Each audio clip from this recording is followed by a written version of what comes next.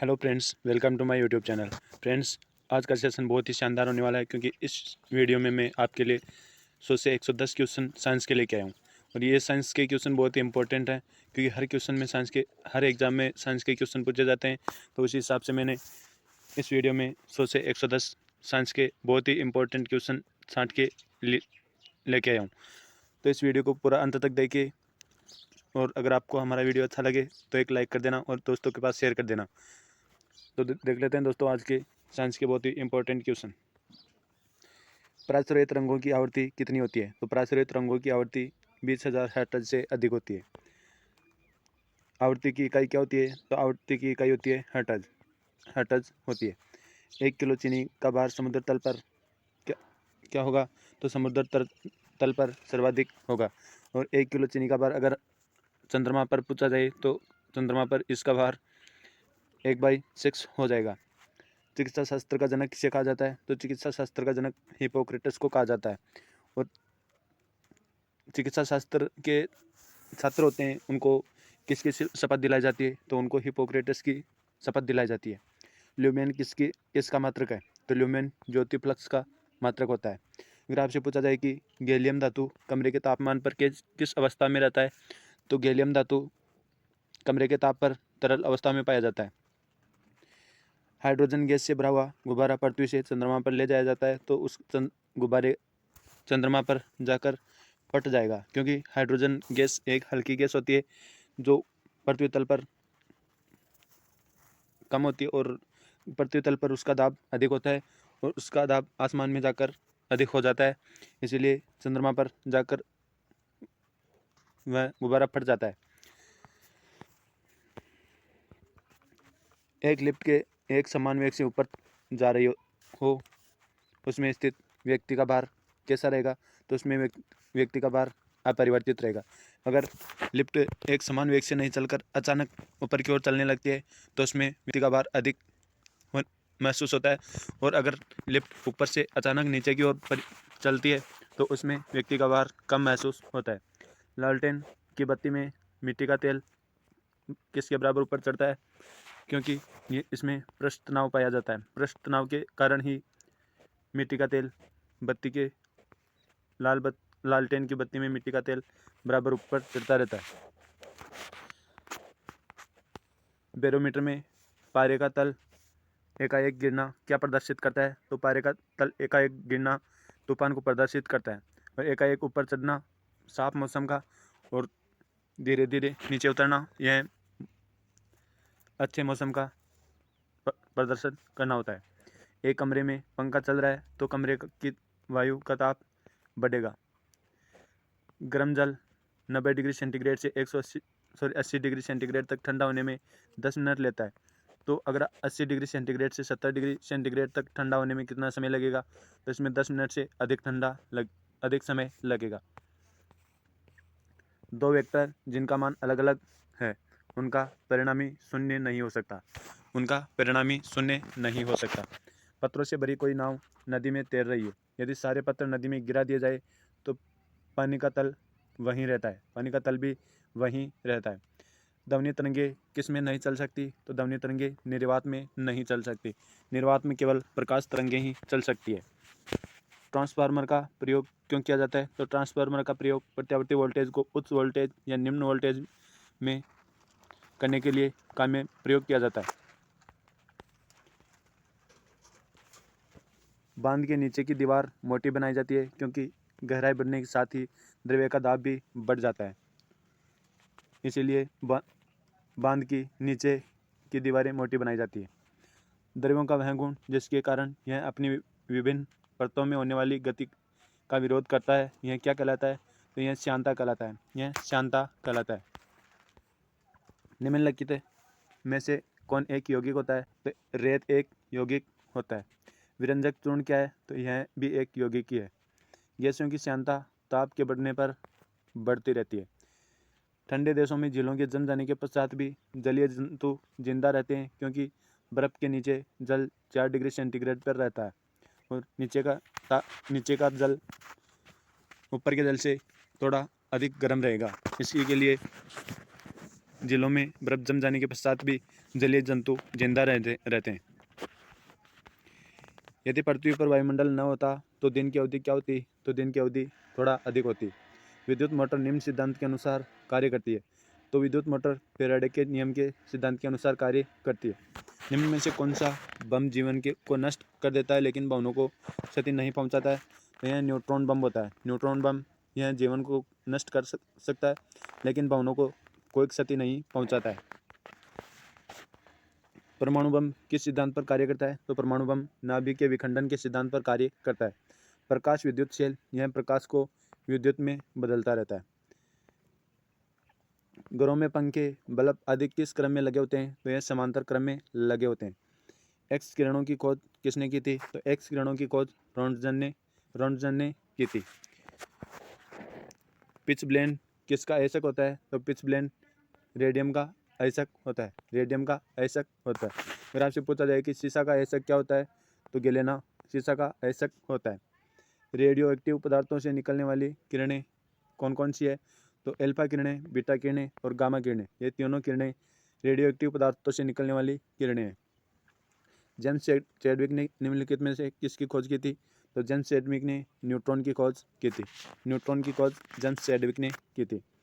और आपसे पूछा जाए कि द्विनाम पद्धति के प्रतिपादक कौन थे? तो कॉर्न वॉन लीनियस ये द्विनाम पद्धति के प्रतिपादक थे। और आपसे पूछा जाए कि अमोनियम क्लोराइड का घोल कैसा होता है? तो यह एसिडिक होता है। शीतलीकरण में निम्नलिखित में से कौन सा तत्व ऑक्साइड होता है? तो शीतलीकरण में नाइट्रोजन तत्व ऑक्साइड होता है। अगर आपसे पूछा जाए कि नाइट्रोजन किस तत्व में भरी जाती है, किस पदार्थ? तो नाइट्रोजन बल्ब में भी भरी जाती है। मानवीय महिलाओं में प्रजननीय अंडाणु उत्पादन में कौन सा हार्मोन तेजी से वृद्धि करता है? तो इसमें एस्ट्रोजन हार्मोन तेजी से वृद्धि करता है। प्रोलोग भाषा कब विकसित हुई थी? तो प्रोलोग भाषा सन 1972 में विकसित हुई थी। अगर आपसे पूछा जाए कि बैकबोन संबंधित है, किससे संबंधित है? तो बैकबोन एक इंटरनेट से संबंधित है। वेब कब अस्तित्व में आया था? सॉरी दोस्तों, वेब कहाँ पर अस्तित्व में आया था? तो वेब अमेरिका में अस्तित्व में आया था। अगर आपसे पूछा जाए कि निम्नलिखित में से कौन सी अक्रिय गैस वातावरण में नहीं पाई जाती है? तो ऑर्गन गैस वातावरण में नहीं पाई जाती है। अगर आपसे पूछा जाए कि कार्बन डाइऑक्साइड वातावरण में कितने % पाई जाती है? तो यह 0.03% कार्बन डाइऑक्साइड पाई जाती है। अगर आपसे पूछा जाए कि स्टेनलेस स्टील बनाने में आयरन के साथ कौन सी महत्वपूर्ण धातु का प्रयोग किया जाता है? तो स्टेनलेस स्टील बनाने में आयरन के साथ क्रोमियम महत्वपूर्ण धातु मिलाई जाती है। क्रोमियम और आयरन इनको मिलाकर स्टेनलेस स्टील बनाई जाती है। विद्युत बल्ब का तंतु धारा प्रवाहित करने से चमकने लगता है, परंतु तंतु में धारा ले जाने वाला तार नहीं चमकते। इसका क्या कारण होता है? इसमें तंतु का प्रतिरोध तारों की अपेक्षा अधिक होता है। तंतु का प्रतिरोध तारों की अपेक्षा बहुत अधिक होता है। अगर आपसे पूछा जाए कि प्लेटिनम को कौन सा सोना कहा जाता है? तो प्लेटिनम को सफ़ेद सोना भी कहा जाता है। आपसे पूछा जाए कि एक अश्व शक्ति में कितने वाट होते हैं? एक अश्व शक्ति में 746 वाट होते हैं। निम्नलिखित में से कौन उपधातु होती है? तो आर्सेनिक, एंटीमनी और बिस्मिथ। आर्सेनिक, एंटीमनी और बिस्मिथ ये सब उपधातुएं हैं। यौगिक कौन सा है? तो यौगिक है अमोनिया। अमोनियम एक यौगिक है। परमाणु के नाभिक में निम्न में से कौन से कण होते हैं? तो परमाणु के नाभिक में प्रोटॉन और न्यूट्रॉन दोनों तत्व पाए जाते हैं। सब्जी उत्पन्न करने वाले पौधों का अध्ययन क्या कहलाता है? तो साग सब्जी उत्पन्न करने वाले पौधों को ओलेरिकल्चर कहा जाता है। पौधों का अध्ययन ओलेरिकल्चर कहलाता है। निम्नलिखित में से रासायनिक यौगिक कौन सा है? तो रासायनिक यौगिक है अमोनिया। गुणन करती एक गोल मेज पर अचानक एक लड़का आकर बैठ जाता है तो मेज के कोने वेग पर क्या प्रभाव पड़ेगा? तो इसका कोने वेग कम हो जाता है। अगर इस पर गुणन करते हुए एक गोल मेज पर अचानक एक व्यक्ति आकर खड़ा हो जाता है तो इसका कोणीय वेग अधिक हो जाएगा और बैठने पर इसका कोणीय वेग कम हो जाता है। बल गुणनफल होता है तो बल द्रव्यमान और त्वरण के गुणनफल होता है। पारा को निम्न के नाम से भी जाना जाता है, तो पारा को एक क्विक सिल्वर के नाम से भी जाना जाता है। अगर आपसे पूछा जाए कि आनुवंशिकता एवं विभिन्नता के बारे में जानकारी देने वाली वनस्पति विज्ञान की शाखा को क्या कहा जाता है? तो इस शाखा को अनुवांशिकी कहा जाता है। शाखा को अनुवांशिकी कहा जाता है। अगर आपसे पूछा जाए कि शून्य में स्वतंत्र रूप से गिरने वाली वस्तुओं की अवस्था क्या है, तो इसका समान त्वरण होता है। इसका त्वरण समान होता है। पदार्थ के संवेग और वेग के अनुपात में कौन सी भौतिक राशि प्राप्त की जाती है, तो इसमें द्रव्यमान प्राप्त किया जाता है। द्रव्यमान इसमें प्राप्त किया जाता है। खाद्य ऊर्जा को हम किस इकाई में माप सकते हैं, तो खाद्य ऊर्जा को हम कैलोरी इकाई में माप सकते हैं। विद्युत धारा की इकाई कौन सी होती है, तो विद्युत धारा की इकाई होती है एम्पियर। एम्पियर विद्युत धारा की इकाई होती है। निम्न में से कौन सा तत्व है, तो दोस्तों निम्न में से कौन न तो तत्व होता है और न ही एक यौगिक होता है, तो वायु एक न तो तत्व होता है और न ही कोई यौगिक होता है। पदार्थ की चतुर्थ अवस्था कौन सी होती है, पदार्थ की चतुर्थ अवस्था होती है प्लाज्मा। अगर आपसे पूछा जाए कि 3 अवस्थाएं और कौन कौन सी होती है, तो द्रव्य, ठोस द्रव्य और गैस, ये पदार्थ की 3 अवस्थाएं होती है और चौथी अवस्था होती है प्लाज्मा। अगर आपसे पूछा जाए कि पुष्पों का अध्ययन क्या कहलाता है, तो पुष्पों का अध्ययन कहलाता है एंथोलॉजी। एसआई पद्धति में लेंस की इकाई क्या होती है, एसआई पद्धति में लेंस की इकाई होती है डायोप्टर। अगर आपसे पूछा जाए कि जीवाश्म वनस्पति विज्ञान का अध्ययन किया जाता है, तो इसमें जीवाश्मों का अध्ययन किया जाता है। डेसिबल किसे नापने के लिए प्रयोग में लाया जाता है, तो डेसिबल वातावरण में ध्वनि नापने के लिए प्रयोग में लाया जाता है। विद्युत चुंबकीय तरंगे, जिसमें रेडियो तरंगे होती है। स्वतंत्रतापूर्वक गिरती हुई वस्तु की कुल ऊर्जा एक नियत ऊर्जा होती है। परमाणु विद्युत होते हैं, तो परमाणु एक उदासीन रूप से विद्युत होते हैं। इलेक्ट्रॉन की खोज किसने की थी, तो इलेक्ट्रॉन की खोज जे थॉमसन ने की थी। जीवद्रव्य के पृथक्करण एवं संयोजन से संबंधित वनस्पति विज्ञान की शाखा क्या कहलाती है, तो जीवद्रव्य के पृथक्करण एवं संयोजन से संबंधित वनस्पति विज्ञान की शाखा टिश्यू कल्चर कहलाती है। परमाणु घड़ी निम्न प्रभाव के अंतर्गत कार्य करती है, तो यह पोजी इलेक्ट्रिक प्रभाव के अंतर्गत कार्य करती है। क्वार्ट्ज घड़ियाँ निम्न में के सिद्धांत पर कार्य करती है, तो यह दाब विद्युत प्रभाव के अनुसार कार्य करती है। अगर आपसे पूछा जाए कि न्यूटन की गति का प्रथम नियम क्या कहलाता है, तो जड़त्व का नियम कहलाता है। प्रथम नियम जड़त्व का नियम कहलाता है। और दूसरा नियम संवेग का नियम कहलाता है। और तीसरा नियम क्रिया प्रतिक्रिया का नियम कहलाता है। गाड़ी खींचता हुआ घोड़ा किस बल के कारण आगे बढ़ता है, तो पृथ्वी द्वारा घोड़े के पैरों पर आरोपित बल के द्वारा घोड़ा आगे की ओर बढ़ता रहता है। अगर आपसे पूछा जाए कि प्रोटॉन की खोज किसने की थी, तो प्रोटॉन की खोज रदरफोर्ड ने की थी। अगर आपसे पूछा जाए कि टाइटेनियम को कौन सी धातु कहा जाता है, तो टाइटेनियम को एक रणनीतिक धातु भी कहा जाता है। एक रणनीतिक धातु भी कहा जाता है। अगर आपसे पूछा जाए कि सबसे अधिक भेदन क्षमता किन किरणों में होती है, तो सबसे अधिक भेदन क्षमता होती है गामा किरणों में। और सबसे कम भेदन क्षमता किन किरणों में होती है, तो ये अल्फा किरणों में सबसे कम भेदन क्षमता पाई जाती है। परमाणु क्रमांक किसे कहते हैं, तो परमाणु क्रमांक नाभिक में उपस्थित प्रोटॉनों की संख्या को परमाणु क्रमांक कहा जाता है। नाभिक में उपस्थित प्रोटॉनों की संख्या को परमाणु क्रमांक कहा जाता है। धूप के चश्मे के लिए किस कांच का प्रयोग किया जाता है, तो धूप के चश्मे के लिए क्रुक्स कांच का प्रयोग किया जाता है। पोलियो का वायरस शरीर में कैसे प्रवेश करता है, तो यह दूषित भोजन और दूषित जल के द्वारा शरीर में प्रवेश करता है। दूषित भोजन तथा दूषित जल से यह पोलियो का वायरस शरीर में प्रवेश करता है। अगर आपसे पूछा जाए कि मस्तिष्क की बीमारी की पहचान को कैसे पहचाना जाता है, तो EEG के द्वारा पहचाना जाता है। अगर आपसे पूछा जाए कि ECG के द्वारा किसकी पहचान की जाती है, तो यह हृदय की बीमारियों को ECG के द्वारा पहचाना जाता है। निद्रा रोग नामक बीमारी कैसे होती है, तो निद्रा रोग नामक बीमारी ट्रिप्नोसोमा नामक एक कोशिकीय जीव के द्वारा निद्रा रोग बीमारी होती है। निम्नलिखित में से कौन सा रोग जीवाणु से नहीं होता, तो तपेदिक एक जीवाणु से नहीं होने वाला रोग है। शहद का प्रमुख घटक कौन सा होता है, शहद का प्रमुख घटक होता है फ्रक्टोज। मानव शरीर में विटामिन ए कहाँ संचित होता है, मानव शरीर में विटामिन ए यकृत में संचित होता है। अगर आपसे पूछा जाए कि विटामिन ए सर्वाधिक किस सब्जी में पाई जाती है, किस पदार्थ में पाई जाती है, तो विटामिन ए सर्वाधिक गाजर में पाई जाती है। विटामिन सी का सबसे उत्तम स्रोत कौन सा होता है, तो विटामिन सी का सबसे उत्तम स्रोत होता है आंवला। और खट्टे पदार्थों में सर्वाधिक कौन सा विटामिन पाया जाता है, तो विटामिन सी सर्वाधिक खट्टे फलों में पाया जाता है। हृदय की धड़कन नियंत्रित करने के लिए निम्न में से कौन सा खनिज आवश्यक होता है, तो पोटेशियम खनिज हृदय की धड़कन नियंत्रित करने के लिए सबसे आवश्यक खनिज होता है। पालक के पत्तों में निम्नलिखित में से किसकी मात्रा सबसे अधिक होती है? तो पालक के पत्तों में सर्वाधिक लोहा तत्व पाया जाता है।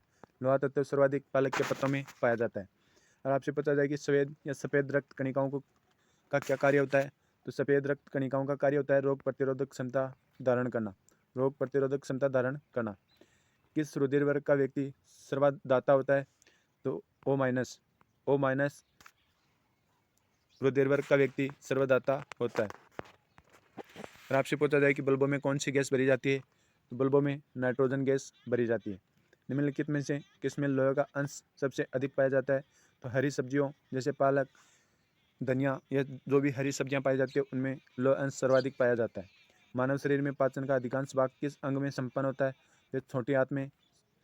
मानव शरीर में पाचन का सर्वाधिक भाग छोटी आंत में संपन्न होता है।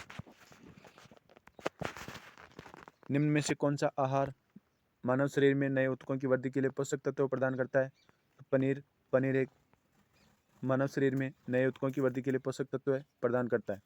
यदि एक पिता का रक्त वर्ग ए है और उसकी माता का रक्त वर्ग ओ है तो उनके पुत्र का रक्त वर्ग निम्न में से कौन सा हो सकता है? तो उनके पुत्रों का रक्त वर्ग हो सकता है ओ रक्त वर्ग हो सकता है। हमारे शरीर का अधिकतम भाग किससे बना होता है? तो हमारे शरीर का अधिकतम भाग जल से बना होता है। शरीर में कार्बोहाइड्रेट का संग्रह निम्नलिखित में से किसके रूप में संग्रहित होता है? यह ग्लाइकोजन के रूप में संग्रहित होता है। फिर आपसे पूछा जाए कि मछलियों के यकृत तेल से किस विटामिन की प्रचुरता पाई जाती है? तो मछलियों के यकृत तेल में विटामिन डी की प्रचुरता होती है। किसकी उपस्थिति के कारण गाय के दूध का रंग पीला होता है? तो यह कैरोटीन नामक पदार्थ की उपस्थिति के कारण गाय का दूध का रंग पीला होता है। और आपसे पता जाए कि गाजर में कौन सा तत्व पाया जाता है? तो गाजर में भी कैरोटीन सर्वाधिक पाया जाता है। ब्रह्मांड में कौन सा तत्व सबसे अधिक मात्रा में पाया जाता है? हाइड्रोजन तत्व है ब्रह्मांड में सर्वाधिक मात्रा में पाया जाता है। पृथ्वी तथा अन्य ग्रह सूर्य के चारों ओर चक्कर लगाते हैं। यह सबसे पहले किसने सिद्ध किया था? यह सबसे पहले कोपरनिकस ने सिद्ध किया था। कोपरनिकस ने सबसे पहले सिद्ध किया था कि पृथ्वी तथा अन्य ग्रह सूर्य के चारों ओर चक्कर लगाते हैं। प्रेशर कुकर में खाना कम समय में तैयार हो जाता है, यह क्यों होता है? तो जल का क्वथनांक बढ़ जाता है। प्रेशर कुकर में जल का क्वथनांक बढ़ जाता है, इसीलिए खाना कम समय में तैयार हो जाता है। अगर आपसे पूछा जाए कि वायुयान के निर्माण में कौन सी धातु तत्व होती है? तो पैलेडियम धातु वायुयान के निर्माण में प्रयुक्त की जाती है। अगर आपसे पूछा जाए कि ऊष्मा का सर्वोत्तम चालक कौन सा होता है? तो ऊष्मा का सर्वोत्तम चालक होता है पारा। चावल को पकाने में कहाँ पर अधिक समय लगता है? तो माउंट एवरेस्ट पर चावल को पकाने में अधिक समय लगता है, क्योंकि जब पर्वत पर चावल को पकाया जाता है तो वहाँ पर दाब घट जाता है, इसीलिए भोजन को पकने में अधिक समय लगता है। अगर आपसे पूछा जाए कि सिरका का रासायनिक नाम क्या होता है? तो एथेनोइक अम्ल एथेनोइक एसिड सिरका का रासायनिक नाम होता है। आपसे पूछा जाए कि मिल्क ऑफ मैग्नीशिया क्या होता है? मिल्क ऑफ मैग्नीशिया होता है मैग्नीशियम हाइड्रोक्साइड। कौन सी अश्रु गैस कौन सी होती है? तो यह क्लोरोपिक्रिन यह गैस अश्रु गैस होती है। निम्न में से कौन वायु का सबसे अधिक प्रदूषित करता है? तो कार्बन मोनोऑक्साइड वायु को सबसे अधिक प्रदूषित करता रहता है। कोई भी गैस निम्न स्थिति में आदर्श गैस के रूप में व्यवहार करती है, जो निम्न दाब और उच्च ताप पर आदर्श गैस के रूप में व्यवहार करती रहती है। किसमें एंजाइम्स नहीं पाए जाते? तो विषाणु में एंजाइम्स नहीं पाए जाते। अगर आपसे पूछा जाए कि एडवर्ड जेनर ने किसकी खोज की थी? तो एडवर्ड जेनर ने चेचक के टीके की खोज की थी। एड्स का क्या कारण होता है? तो एड्स का कारण होता है T4 लिम्फोसाइट की कमी होना। T4 लिम्फोसाइट की कमी होना। आपसे पूछा जाए कि एड्स वायरस क्या होता है? यह एक सूची RNA होता है। एक सूची RNA होता है। अगर आपसे पूछा जाए कि शैवालों की कोशिका भित्ति किस पदार्थ की बनी होती है? तो शैवालों की कोशिका भित्ति सेलुलोज की बनी होती है। लाल सागर का रंग लाल किसकी उपस्थिति के कारण होता है? तो यह शैवालों की उपस्थिति के कारण होता है। लाल सागर का लाल रंग शैवालों की उपस्थिति के कारण ही उपस्थित होता है। तो दोस्तों ये थे आज के साइंस के बहुत ही इंपॉर्टेंट क्वेश्चन, जो हर एग्जाम में पूछे जाने वाले इम्पोर्टेंट क्वेश्चन है। तो दोस्तों मुझे उम्मीद है कि आपको हमारा वीडियो अच्छा लगा होगा। अगर आपको अच्छा लगा है तो एक लाइक ज़रूर कर दें प्लीज़।